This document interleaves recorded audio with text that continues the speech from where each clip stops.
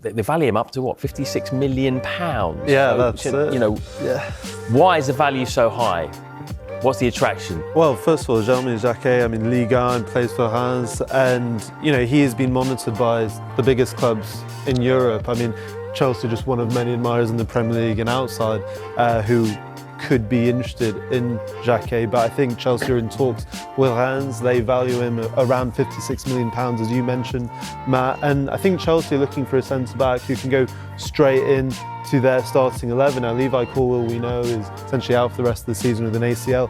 Tostin also picked up what looked like a hamstring injury on the weekend. Liam Rosenior said we'll see how bad that is.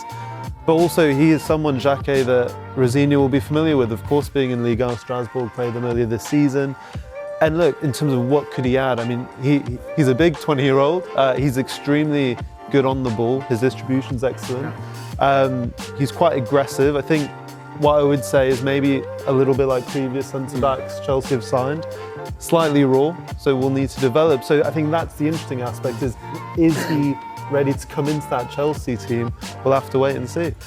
Stephen, as a former defender, I want to get your opinion on Chelsea's centre-back situation. They've actually got 7 options by my calculation in terms of centre-backs. 2 of them are injured right now. Levi Colwill, he probably is in their top 2, isn't he? He's out for the whole season. Tossin, as you mentioned there, might have picked up a hammy in the previous game. But they've still got 5 other options.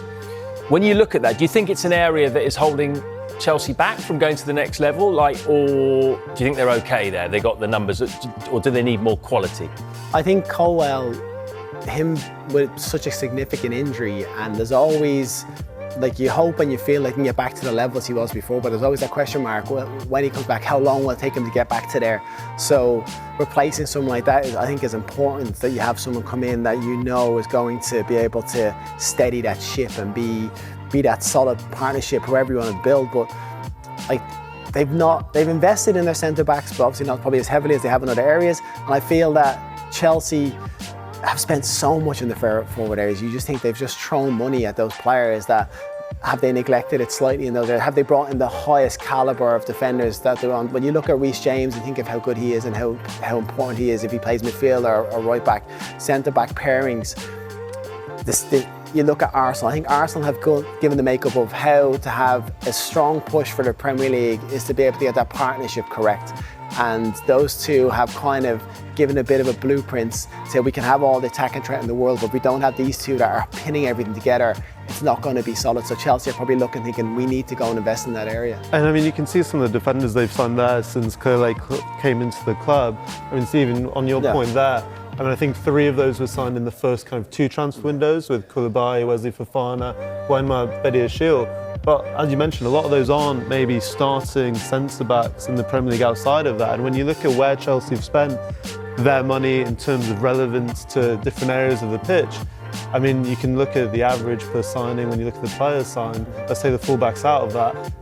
It does point a little bit to your point that they have underinvested in that area of the pitch. And, I know, speaking to different clubs, that a lot of the sports science suggests if you invest in your attacking areas, you're more likely to go up the table and show quicker development. But I think everyone connected and who follows Chelsea would argue that the foundation at the back has been their weakness. Yeah, it is. And I think, like I said, I think Arsenal, it's a way of seeing how that can really benefit you. You bring in a Declan Rice in front of the back 4 and you bring in those 2 centre-backs and they stay fit and you have a real chance of pushing. And then those forward players have a bit more freedom to go and play. I think what's interesting with Chelsea is I think Palmer come in, who's so influential. I don't think anybody when he signed would have thought he was going to have the influence he has on that side. So if you get a centre-back that can come in and have a similar sort of importance to that role, if it's this young lad that comes in and can come in straight away and be someone that's kind of pivotal, that's huge. But Chelsea I just think they're 1 or 2 players away from being very, very complete.